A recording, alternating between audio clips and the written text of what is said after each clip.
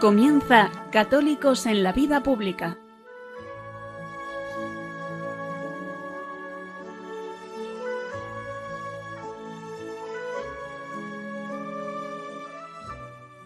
Un espacio dirigido en Radio María por Luis Zayas.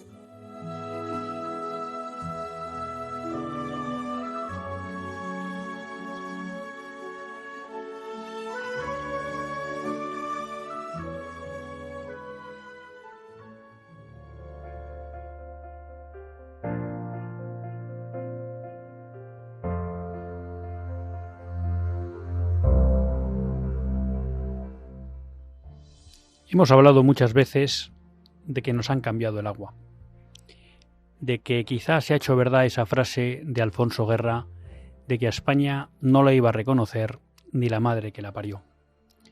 Pero ese cambio de agua no ha sido casual, sino que ha sido provocado, no ha sido aleatorio, sino que alguien ha trabajado para que se produzca.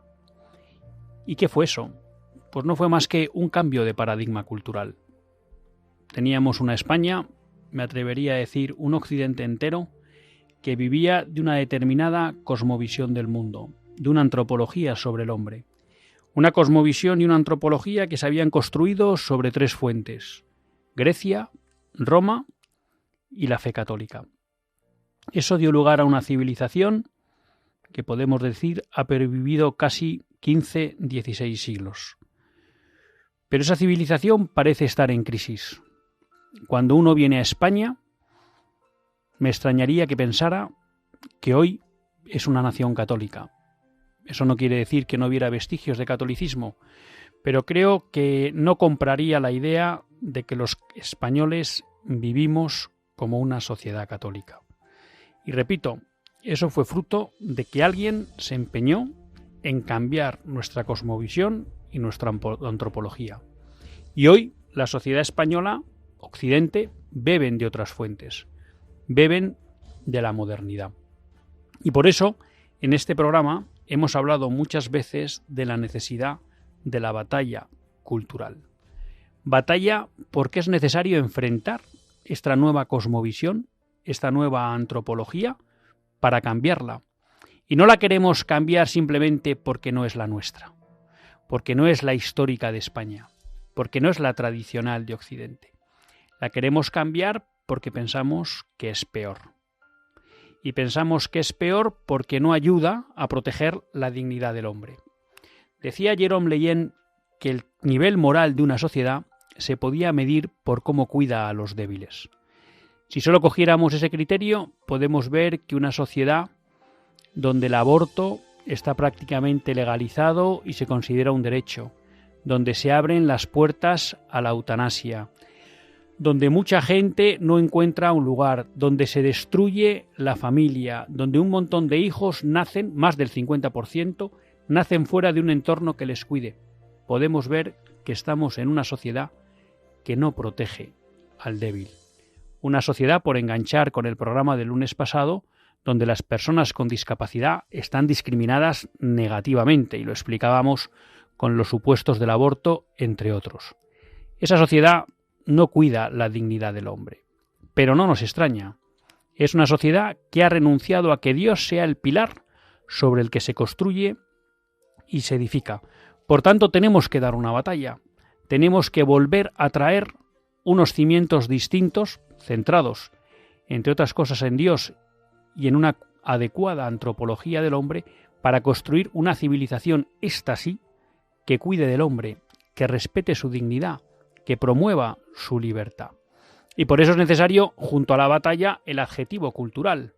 Porque ¿dónde hay que centrarnos la batalla? Bueno, en transmitir una antropología verdadera del hombre, en transmitir una cosmovisión verdadera del mundo y de la creación. Y eso, pues es necesario hacerlo. Si no hacemos nada, el agua no cambiará. Por eso, desde este programa siempre animamos a que estemos activos, a que estemos en posición de presente para dar esa batalla cultural que vuelva a hacer de Occidente un paradigma de la fe, que vuelva a hacer de Occidente ese lugar donde se alcanzó esa civilización más elevada que siempre promovió la dignidad y la libertad de la persona. Y eso es a lo que queremos humildemente colaborar desde este programa. Es necesario dar la batalla cultural. Sin la batalla cultural no hay futuro ni para España, ni para Occidente, ni para nuestra familia, ni para nosotros. Ojalá, con la ayuda del Señor, podamos ser unos guardianes que vuelvan a traer una civilización que de verdad permita avistar un futuro prometedor. Comenzamos.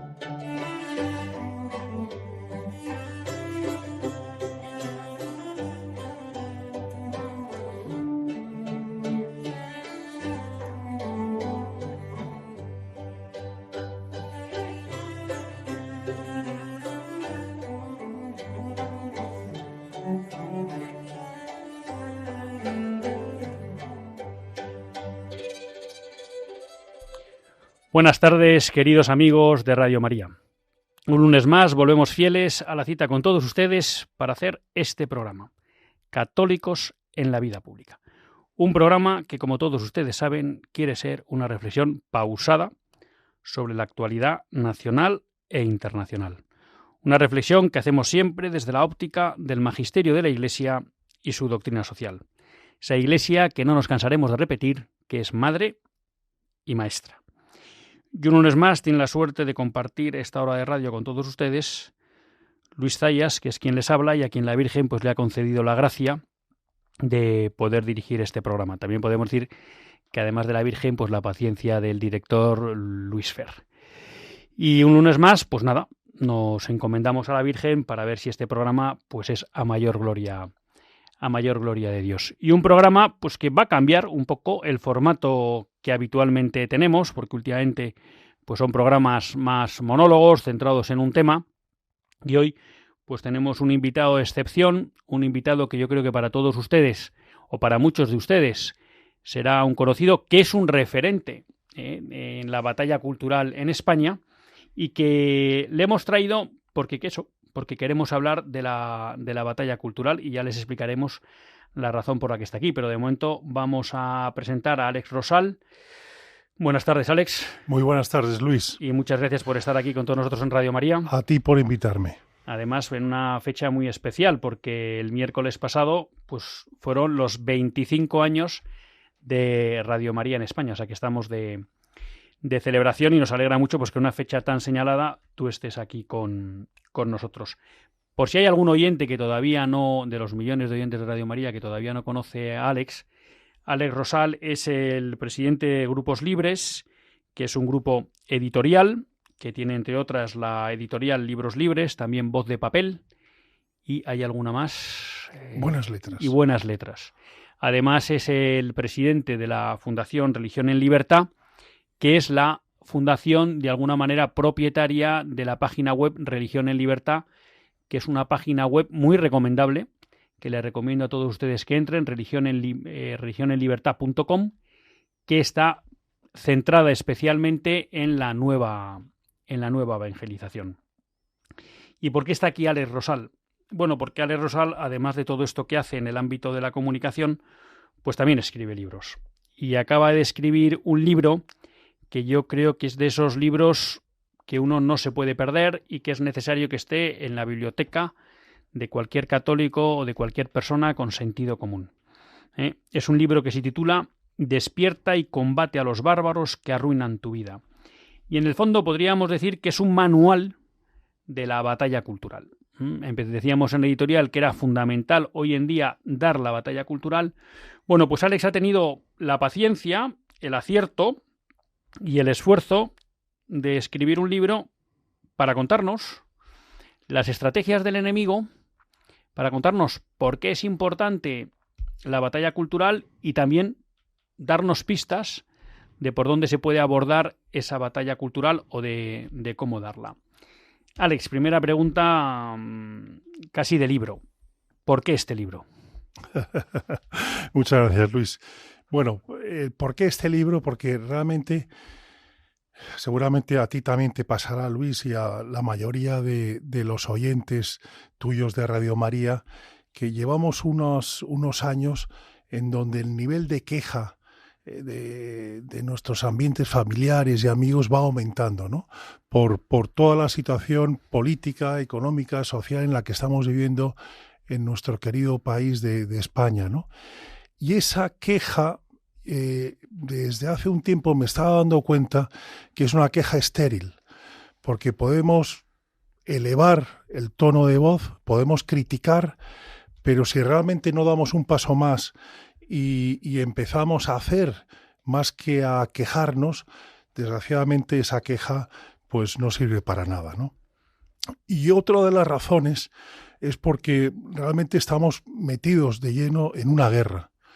Es una guerra difícil de visualizar porque no hay soldados, no hay ejércitos, no hay tanques, no hay cañones. Es otro tipo de guerra mucho más sutil, pero es una guerra verdadera porque lo que se pretende es que unos ganen y otros pierdan. Y los bárbaros que están en el poder ahora mismo están ganando esa guerra y las personas, los oyentes de Radio María y otra mucha gente que tiene como ideología el sentido común y la cordura, la estamos perdiendo. Alguno podrá decir, bueno, a mí realmente las cosas que pueda pasar a nivel político, económico, social, bueno, me interesan relativamente, ¿no? Pero realmente no podemos ignorar lo que nos está pasando porque esa extensión del mal la estamos tocando ya muy de cerca, la estamos ya sufriendo, no solo a nivel personal, sino a nivel también familiar.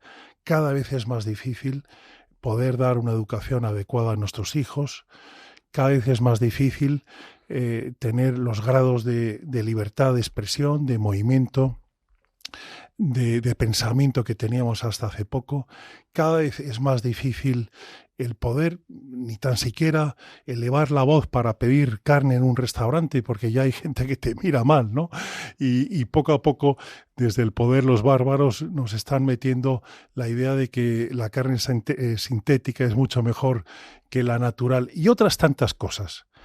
Por ese motivo es por el que he escrito este libro, ¿no? Para darnos cuenta que, aunque muchos pensamos que somos víctimas de esta situación, más bien somos cómplices. Y somos cómplices porque hemos accionado durante muchos años y décadas unas microcobardías, un mirar hacia otro lado, pensar que delegando la responsabilidad en otros, sobre todo en los políticos o en los obispos o en los periodistas o en otro tipo de figura, ya con eso ya cumplíamos. Y esta dinámica de mirar a otro lado, de no hacer nada y simplemente quejarnos, nos ha llevado a esta situación de precipicio, de estar en el hoyo y de palpar ya cómo el mal se hace muy presente en nuestras vidas y ya es el momento de dar un grito para que despertemos, ¿no? De esa modorra en la que estamos metidos, ¿no? Un grito de despertar y tomar conciencia de que si queremos parar el mal, los hombres buenos, los que creemos en hacer bien las cosas, en hacerlas con ese sentido común y con cordura, tenemos que dar un paso adelante y no simplemente conformarnos en criticar el domingo al cuñado de lo mal que están las cosas. En tu libro, y ya ha salido en tu primera intervención, hablas de bárbaros y guardianes. Cuéntanos un poco quiénes son los bárbaros, quiénes son los guardianes. Bueno, los bárbaros son justamente los que están en el poder, no solo político, sino también cultural, en los medios de comunicación, en la educación. Es decir, si ahora mismo estamos en un cierto vértigo político en nuestro país, es porque previamente, desde hace décadas, ha habido estos bárbaros que han ganado otro tipo de batallas y como consecuencia la fase final es la consecución del control político. Pero estos bárbaros, como decías, Luis, hay varios perfiles de bárbaros. Los más importantes son los bárbaros, podríamos decir, de pata negra, que son los herederos espirituales de Gramsci, el fundador del Partido Comunista Italiano, que en los años 30, formuló un concepto de control de la sociedad que decía que para tomar ese control total había que primero ganar una serie de batallas en esos campos culturales de la opinión pública y de la cultura y de la educación fundamentalmente. Esos herederos de Gramsci son los que tienen una idea de que quieren destruir los pilares en los que se fundamenta nuestra sociedad, los pilares sobre todo cristianos, para deconstruirlos y crear lo que ellos llaman un nuevo hombre y una nueva sociedad.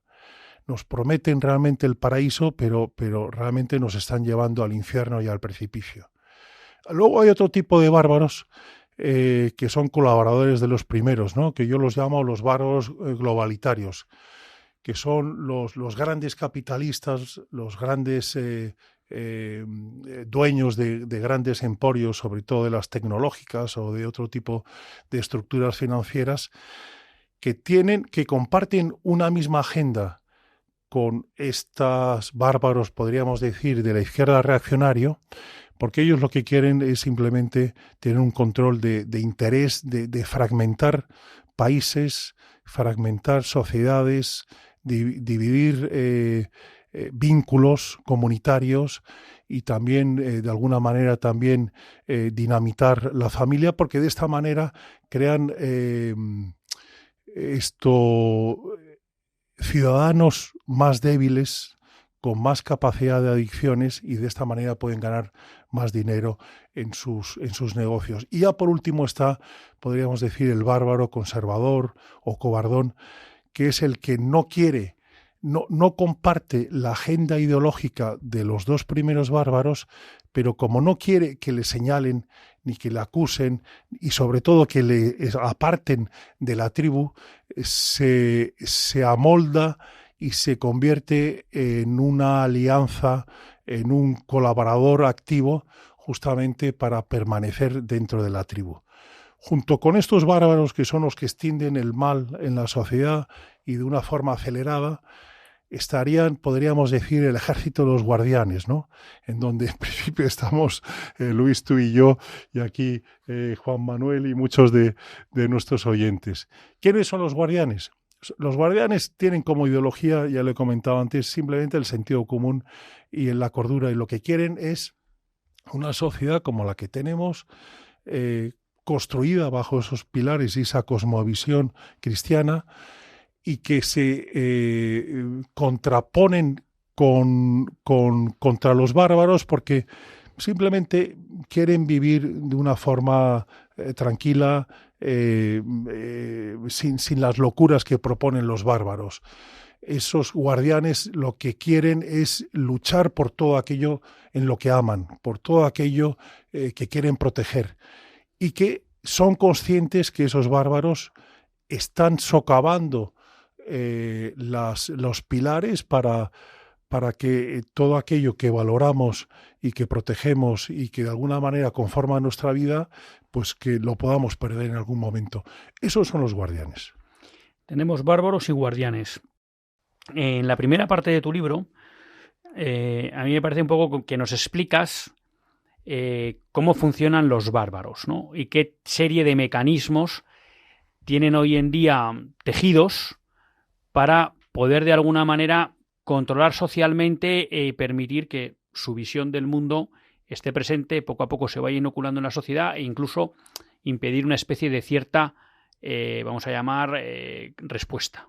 Hablas de la telaraña diabólica. Cuéntanos un poco de la telaraña diabólica. A mí me hablas de la presión de la tribu, hablas del motor del resentimiento. Sí, ¿Qué es la telaraña diabólica? Los bárbaros, para tomar el poder y controlarlo, utilizan varias herramientas, ¿no? Entre esas herramientas, para mí, hay dos fundamentales. Una es el fomento de la distracción, de la dictadura de la distracción, y otra es la creación de estados de pánico. La primera es fundamental y además a los bárbaros les está saliendo muy bien, porque ellos lo que quieren es una sociedad aborregada sin capacidad de rebelión. Y para ello lo que provocan al máximo es que estemos permanentemente distraídos. Y distraídos pues con el móvil, las aplicaciones, los juegos, la televisión, todo aquello que no nos permite concentrarnos en los problemas reales y por lo tanto, si no somos conscientes de esos problemas, es imposible que nos podamos rebelar. Si te fijas, Luis, el día tiene 24 horas. Si consideramos que dormimos 8 horas, otras 8 horas las dedicamos a trabajar. Hay 4 que las podemos considerar para comer, desayunar, cenar y también tener tiempo para el transporte, el aseo y algo de deporte. Apenas nos queda en el día 4 horas. Tan solo 4 horas para estar con nuestra familia, para poder rezar, para tener algún hobby. Y sin embargo, lo que nos dicen las encuestas es que una buena parte de la población española dedica más de 3 horas en prestar atención al móvil y más de 3 horas en prestar atención a la televisión. Con lo cual, una sociedad que está con este nivel permanente de distracción es imposible que se pueda rebelar contra los bárbaros y por lo tanto los bárbaros están encantados en esa dinámica. A eso si le sumamos unos permanentes estados de creación de pánico, de miedo, en donde nos meten profecías apocalípticos que nos dejan completamente pues fríos, ¿no? Como las ovejitas cuando escuchan al pastor que viene el lobo. Y las ovejitas miran al pastor y de alguna manera con su mirada le están reclamando que les lleven rápidamente al establo para estar seguras de esa amenaza. Aquí pasa un poco lo mismo. Desde los años 70, con aquellas, ¿te acuerdas?, profecías apocalípticas sobre la falta de alimentos que provocó que tanto el Banco Mundial como el Fondo Monetario Internacional obligaran a los países en vías de desarrollo a implantar programas masivos de abortos, de esterilizaciones y de otro tipo de cosas. Luego, con la distancia del tiempo, hemos visto que esas profecías no se cumplían, no se han cumplido, han sido completamente falsas, pero pasa un poco también lo mismo hoy en día con las profecías sobre el cambio climático. Ahora nos están diciendo que si no aplicamos las políticas que nos dicen, en 10 años podemos estar al borde de la sexta extinción de la humanidad, ni más ni menos. Cuando hay gente sensata, científicos, premios Nobel y también líderes ecológicos que nos dicen que, bueno, que podemos estar preocupados por el clima, pero no podemos estar alarmados y que hay que intentar atemperar esas proclamas tan salvajemente apocalípticas, ¿no? Bueno, esas 2 herramientas, unidas a otras 5 o 6, pero sobre todo a la dinámica de que los hombres buenos que deberían hacer algo para frenar ese mal no lo están haciendo, es la cuadratura perfecta para considerar que los bárbaros van ganando la batalla. Y si me permites, Luis, comentarte una anécdota. Hace año y medio murió un amigo venezolano, José Manuel Dopazo, que él venía a ser el Matías Prats de la televisión privada de Venezuela, se tuvo que venir a España, y él me decía que hacía 10 años en Venezuela con sus amigos y su familia, decían entre ellos, bueno, aquí en Venezuela, un país rico, potente, sólido socialmente, no puede pasar lo que ha pasado en Cuba. Aquí esas cosas que ahora intentan meternos a nivel de ingeniería social o política, aquí no puede pasar. Y Dopazo me decía, ustedes están diciendo lo mismo que nosotros decíamos hace 10 años en Venezuela. Ustedes ya están repitiendo, no, aquí en España, eso que ha pasado en Venezuela, en Cuba, en otros muchos países, no puede pasar porque tenemos el paraguas de la Unión Europea y demás. Y no se dan cuenta que con su falta de acción, su omisión permanente, su complicidad con lo que está pasando, al final van a tener lo que no quieren, que es, no van a poder proteger lo que más aman, porque esos bárbaros que los consideran que están muy lejos, cada vez están más cerca. Junto a estas herramientas, bueno, que nos has dado una pincelada de las más importantes, repito, este es un libro para leer y este es un libro para entender cómo funcionan los bárbaros y también para proponer a los guardianes cómo funcionar, ¿no? Nos dabas varios instrumentos, el resentimiento, meter el miedo, hemos hablado de la dictadura de la atención, que sería como la dictadura de la distracción, pero hablas como de una estrategia que es común en todos estos intentos de ir metiendo cambios en la cosmovisión de una sociedad, que es la ventana de Overton. ¿De qué va esto de la ventana de Overton? Sí, la ventana de Overton va de intentar hacer algo inaceptable, inaceptable. No, inaceptable, aceptable. Inaceptable, aceptable. Si te fijas, Luis, hace 70, 80 años nuestros abuelos consideraban completamente inaceptable el aborto, la eutanasia, ni tan siquiera se hablaba del cambio de sexo, el tema trans y otras muchas aberraciones. Bueno, pues en estos días hemos visto cómo en Francia se está debatiendo si el aborto ya se considera un derecho constitucional. En Francia. Y aquí todavía no hemos llegado a esa situación, pero llegaremos, porque esos cambios acelerados van a más, ¿no? Entonces, bueno, la ventana de Overton es un mecanismo de ingeniería social que lo que favorece es que esas cosas inaceptables puedan convertirse en algo, bueno, que pueda ser aceptable, incluso aprobado, incluso más allá de eso, ¿no? Si te fijas, hace unos años era impensable que podíamos considerar la ley trans, es decir, que un niño, sobre todo, un adulto ya es otra cosa, pero sobre todo un niño de 8, 10, 12, 14 años tuviera el derecho de cambiarse el sexo. Sobre todo porque se considera, y los científicos y los médicos lo dicen habitualmente, que un niño en plena adolescencia no tiene una madurez ni sexual ni de identidad y por lo tanto es fácilmente manipulable.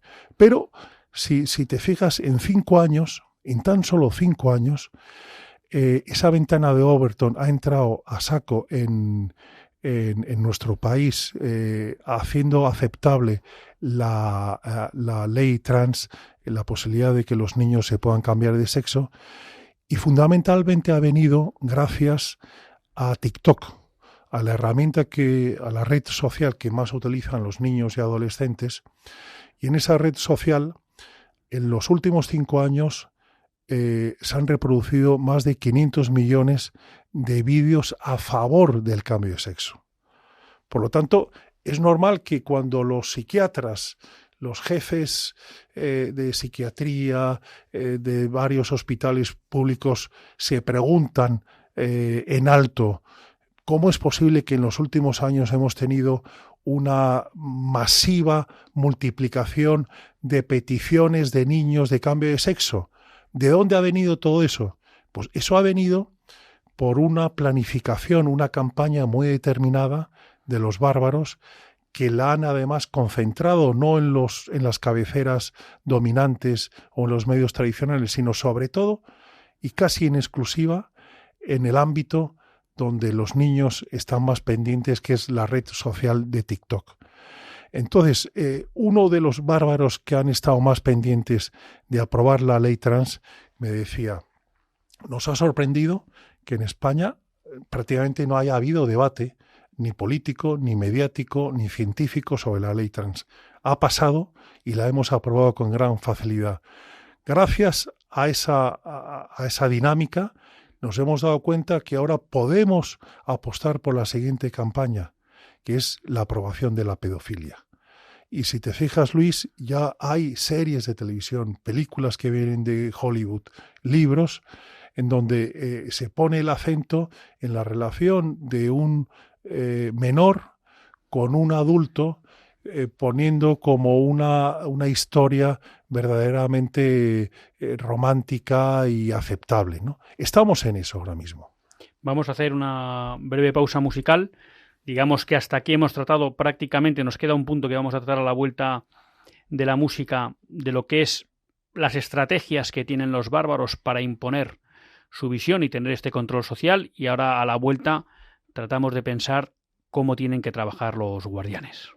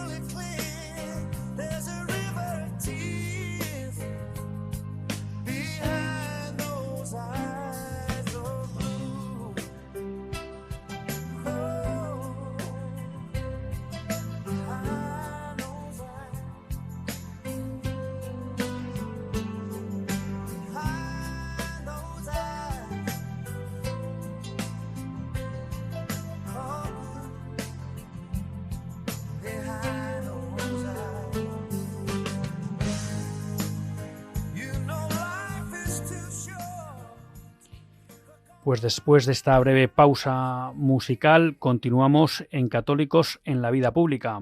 Lo hacen en compañía de Alex Rosal, que está aquí con nosotros, presidente del grupo Libros Libres y presidente de la Fundación para la Nueva Evangelización en el siglo XXI, que, como les decía, es la propietaria de esa página web de información religiosa, pero sobre todo de Nueva Evangelización, que es religionenlibertad.com, que les recomiendo vivamente.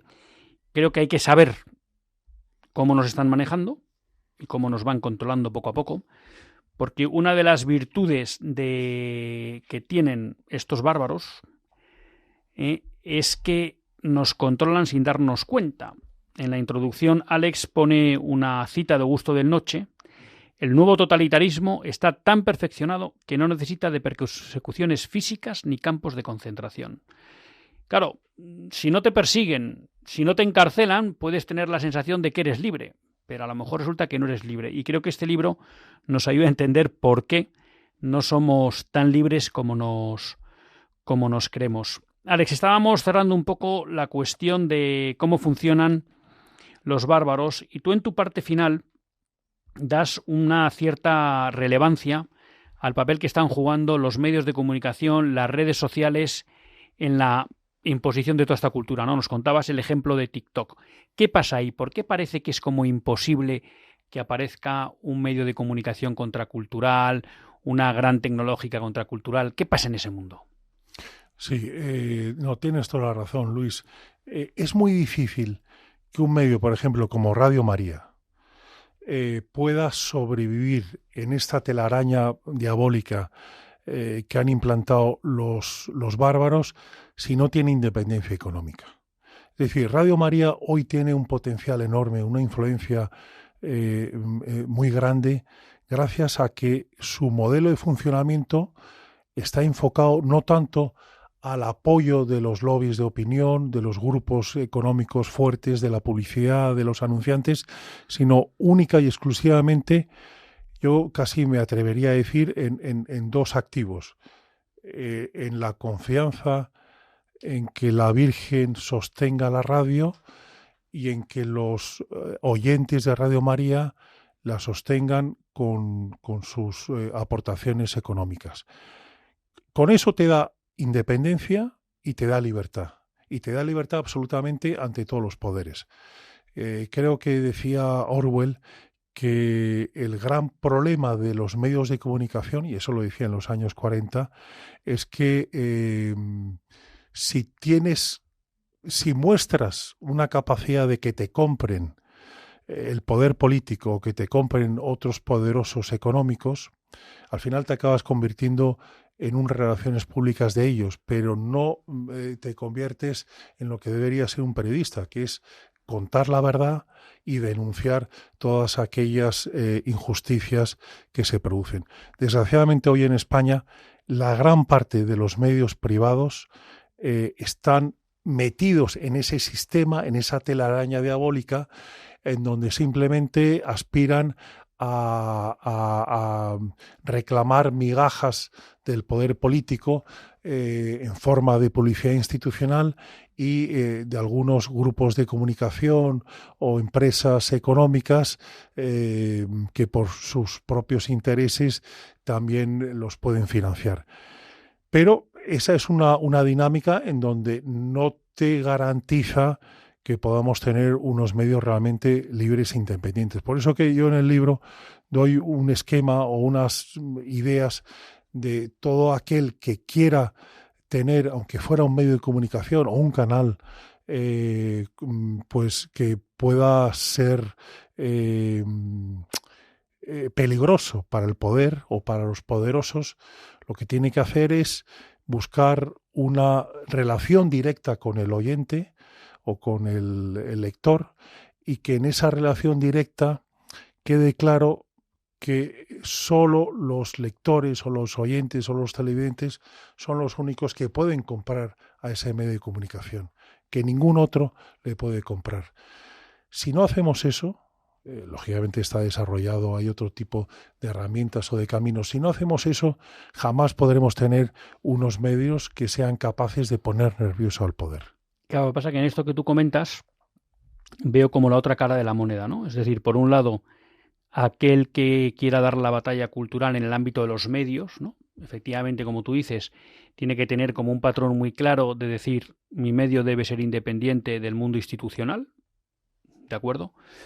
Lo que pasa es que eso también exige la otra parte de la moneda, y es que, y creo que en eso en España somos bastante malos, no sé por qué, quizá por tradición cultural, que es que los oyentes o los que disfrutamos con esos medios, y aquí tengo que decir que en Radio María no pasa este problema porque no he conocido una masa de oyentes más generosa que la de Radio María. Completamente. Pero es verdad que fuera del, digamos, podríamos decir que Radio María es la excepción que confirma la regla, y es que en general los españoles de bien no apoyan aquellas iniciativas culturales que de alguna manera buscan proteger su forma de vida, ¿no? O sea, yo creo que ahí hace falta que también entremos en una responsabilidad, como diciendo, bueno, él da la batalla, digamos, de cara al público, pero necesita nuestro apoyo, ¿no? Y a lo mejor a veces nuestro apoyo tiene que ser económico. O sea, yo creo que ahí nos falta un poco esa conciencia, ¿no? Sí, o sea, falta también, Luis, sensibilizar, ¿no?, a nuestro público de que tiene que sostener, si queremos realmente ese tipo de medios que puedan darnos argumentos y que puedan sostenernos en nuestra cosmovisión y en nuestra forma de vida, necesitamos, lógicamente, que nos apoyen, pero también hay que ver la manera de sensibilizar a nuestro público para que lo haga. Fíjate que hay un caso paradigmático. Tú seguramente conocerás, y gran parte de tu audiencia también, la serie de televisión Chosen, Los Elegidos. Esta serie realizada en Estados Unidos por una serie de gente cristiana, católicos y evangélicos, que en un momento determinado vieron la necesidad de intentar vender a las plataformas, a Netflix, Amazon, HBO y otras muchas, a Hollywood también, la posibilidad de hacer una serie solo sobre la cuestión de los apóstoles, cómo veían a Jesús y toda esa dinámica. Intentaron venderla a esas plataformas y todos les cerraron la puerta, lógicamente, porque no encajaba en sus ideología o en su cosmovisión. Y al final lo que hicieron es, bueno, nos han cerrado todas las puertas. Nos han sugerido, en todo caso, que la podrían aceptar si cambiáramos el guión y dejáramos aparte ciertas cosas que a lo mejor a ellos no les encajan. Pero eso no lo podemos hacer porque estaríamos un poco traicionando la verdad. ¿Qué hacemos? La hacemos, tiramos adelante, hacemos la serie y simplemente pedimos a todo aquel que la vea que nos ayude a mantenerla, a sostenerla y a hacer otros capítulos. Eso ha sido un caso verdaderamente paradigmático porque es la primera vez que una serie de televisión ha recaudado, creo que son ahora mismo, no sé si son 100 o 120 millones de dólares, con lo cual ha permitido ya hacer dos temporadas completas y mantener la plataforma única, no sé si son 80 o 90 idiomas. Y todo eso de forma gratuita, o sea, no pone una barrera de suscripción, sino permiten que todo el mundo lo vea gratuitamente y lo único es que al final solicitan y reclaman que si les ha gustado pues puedan colaborar en continuar. Yo creo que ese es el modelo a seguir. La gente está dispuesta a ayudar, y el ejemplo que tú decías de Radio María es bien claro, pero tenemos también que aprender a pedirlo adecuadamente. Decíamos que en esta segunda parte íbamos a hablar un poco, ahora ya no de los bárbaros, sino de los guardianes. Tú has empezado con un planteamiento que es, bueno, pues frente a todos esos medios que hablábamos, que de alguna manera se ponen al servicio de los bárbaros, pues una forma clara de poder luchar culturalmente es que aparezcan medios libres, y en el libro desarrollas más estas ideas que planteas para cómo poder construir un medio libre. Claro, pero nuestros oyentes se podrían quedar con la cosa de, vale, pero yo no voy a montar un medio, el mundo de la comunicación no es mío. ¿Qué otros elementos podemos transmitir a un guardián que es necesario para dar esta esta batalla? Tú hablas así de repente de entra en la batalla. ¿Qué es eso de entrar en la batalla? Bueno, pues sobre todo lo primero, Luis, es el despertar, darnos cuenta de que estamos metidos en una guerra, que es una guerra, es verdad, difícil de visualizar porque no hay una invasión, no hay unos soldados, es todo mucho más sutil, pero en esa guerra la estamos perdiendo y sobre todo nos están robando parte de nuestra vida. Si despertamos y tomamos conciencia de que algo tenemos que hacer, yo lo que les pediría a tu audiencia, Luis, es que pasemos de esa modorra o de esa inacción o de ese mirar hacia otro lado o incluso de delegar nuestra responsabilidad en otros, pensando que con votar cada 4 años es suficiente y ya nos consideramos buenos ciudadanos, pasar de esa etapa de pasividad total a ser más activos. Es decir, pasar de esas microcobardías, con la suma de esas microcobardías, de millones de microcobardías que hemos ido accionando en los últimos años y décadas, hemos permitido que los bárbaros tomen el poder y que ahora estemos en esa situación de vértigo. Y ahora lo que les pido a tu audiencia justamente es que cambiemos las microcobardías en microvalentías, en que hagamos pequeños gestos. No tienen que ser, como decías, grandes cosas. Con pequeños gestos valen. Por ejemplo, un gesto, ya lo apuntabas tú, Luis, el gesto de apoyar a un medio de comunicación como Radio María, ya estás contribuyendo a frenar la expansión del mal. Si además también nos damos cuenta que nuestra palabra es mucho más influyente que el TikToker de turno o el YouTuber de turno, y que por lo tanto lo que nosotros digamos como padre, madre, abuela a nuestros hijos y nietos o a nuestro vecino tiene más fuerza que ese periodista estrella, a lo mejor podríamos dedicar más tiempo justamente a nuestros familiares a explicarles toda esta dinámica en la que estamos metidos y también a ayudarles a despertar y a tomar conciencia de que entre todos tenemos que crear este movimiento, esta revolución de los guardianes que ayuden con esas microvalentías a frenar el mal. Junto con ello, otras muchas cosas. Por ejemplo, solo el gesto de decir la verdad, de no permitir la mentira en nuestra vida, en nuestro trabajo, en nuestra familia, con nuestros amigos, ya es una dinámica positiva, porque si no permitimos que aceptemos o que demos el visto bueno también en alto a ese mal, pues posiblemente mucha gente también tomará esa dinámica. O si incluso, te digo más, si rompemos esa dictadura de la conformidad en la que estamos metidos gran parte de nosotros, que es callarnos ante aquellas cuestiones incómodas e impopulares y por lo tanto permitir que los bárbaros se salgan con la suya, si logramos romper el silencio y hablar en voz alta en nuestra familia, en el trabajo, en otros ámbitos sobre cuestiones incómodas, estaremos favoreciendo que otros que piensan como nosotros, pero que no se atreven a hablar, hablen y levanten la voz. Y con ello otras muchas cosas. Yo lo que quiero decir es que hasta ahora, aunque suene un poco fuerte, seguimos siendo cómplices de la situación tan dramática en la que vivimos en nuestro país. No somos víctimas, somos cómplices. Y por lo tanto, es el momento de empezar a cambiar. Y si todos y cada uno de nosotros empezamos de alguna manera, a activar unos pequeños gestos de verdad, de dignidad, pequeños gestos de ayuda, esos cientos, miles y millones de gestos van a tener una repercusión, van a tener un resultado. Y ese resultado es que por lo menos podamos ir frenando poco a poco esa extensión del mal que ahora mismo están accionando los bárbaros.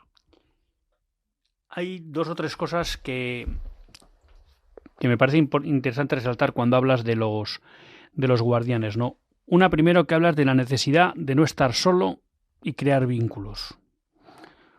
Otra, cuando hablas de romper el candado diabólico, pues que no debe haber nada prohibido que no pueda ser criticado y que no existe el derecho a sentirse ofendido. Y finalmente, hacer frente a los apocalípticos. Sí, pues mira, empezando por el final, es verdad que estamos ahora mismo metidos de llenos en una época en donde hay un nivel o un colectivo de pesimistas maltusianos, de apocalípticos, que es que nos están aterrorizando. El otro día leía una encuesta que decía que los niños de Estados Unidos, menores de 14 años, como el 40% de esos niños, vivían preocupados ante el futuro por esas profecías apocalípticas que les estaban creando una situación de angustia personal. Bueno, pues una de nuestras obligaciones como guardianes es desenmascarar a esos apocalípticos que nos meten miedo, que meten miedo a nuestros hijos de una forma completamente alarmante y falsa. Ellos están realmente viviendo de las fake news permanentemente. Y yo creo que ha llegado el momento, en los años 70 tenía que haber habido guardianes que hubieran desmontado ya esas profecías falsas sobre la falta de alimentos. No lo hicieron y desgraciadamente nos creímos todas esas patrañas, pero ahora mismo hay otro tipo de profecías apocalípticas que nos están afectando en el día a día y que deberíamos desmontarlas. Junto con eso, los vínculos. Los vínculos es muy importante. Fíjate, Luis, que Hannah Arendt, la principal analista del fenómeno nazi en Alemania, ella tiene varios libros sobre cómo los nazis pudieran ganar las elecciones en Alemania, decía que una de las principales herramientas que utilizaron los nazis para tomar el poder fue aprovecharse de la soledad de muchos alemanes.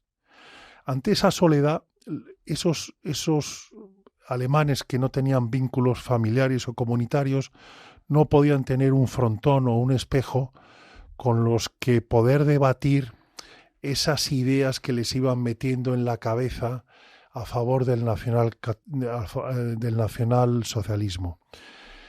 Bueno, pues ahora mismo nos está pasando un poquito lo mismo. Ahora mismo tenemos un gran problema de aislamiento social. Los móviles, la televisión, otras herramientas nos aíslan. Junto con ello, es verdad que hay un rompimiento de nuestros vínculos familiares y comunitarios y tenemos que volver a restablecerlos para justamente vernos, hablar y en esas dinámicas sociales también bajar nuestros niveles de ansiedad, de preocupación, de soledad y compartiendo con el otro, relajarnos de alguna manera, ¿no? Por eso es tan importante volver al bar, volver al coro de la parroquia, volver al grupo de oración, volver a toda una dinámica comunitaria que nos ayude a tomar una verdadera realidad de lo que nos está pasando por el filtro de los otros. Nos quedan apenas 2 minutos, pero no me quería olvidar de un tema que apuntas, y es que somos limitados, pídele ayuda a Dios, no te olvidas de la trascendencia. Sí, sí, porque podemos correr el riesgo de pensar que nosotros podemos hacer. Nosotros tenemos la obligación, y además Dios nos da una serie de dones y carismas a cada uno de nosotros para poder entrar en esa dinámica, ¿no? Como decía Chesterton, el buen soldado va a la guerra no porque odia lo que tiene delante, sino porque ama todo lo que tiene detrás, ¿no? Tú y yo estamos aquí no tanto porque odiamos esas dinámicas de los bárbaros, sino porque amamos, tenemos que proteger tantas cosas que amamos, que por lo tanto tenemos la obligación. Pero para eso, lógicamente, somos limitados, pobres, frágiles y necesitamos la gracia de Dios, ¿no? Necesitamos estar reclamando continuamente al Espíritu Santo que nos dé su gracia, primero para quitarnos esos miedos, esas cobardías, para romper esas cadenas que muchas veces nos atenazan y que no nos permiten ser plenamente libres, ¿no? Pero junto con ello, también reclamar al Espíritu Santo que nos ilumine. ¿Cuál es la vocación de cada uno también en este aspecto? ¿Qué podemos hacer? ¿Qué pequeños gestos podemos hacer? Y también, lógicamente, reclamar al Espíritu Santo que nos dé la fuerza para no huir, ¿no? No ser cobardes y enfrentarnos, ¿no? Pues Alex, se nos acabó el programa. La verdad que son de estos programas que necesitaríamos el doble de tiempo para poder abordar una cuestión tan interesante como la que nos planteas en el libro. Muchísimas gracias por haber estado aquí con nosotros. Muchas gracias, Luis. Enhorabuena por el libro y muchas gracias por todas las batallas que das en el ámbito de la batalla cultural. A todos ustedes, pedirles disculpas porque hoy me he comido el rato para los oyentes, pero creo que el tema lo merecía y nos despedimos hasta el próximo lunes, si Dios quiere. Que Dios les bendiga.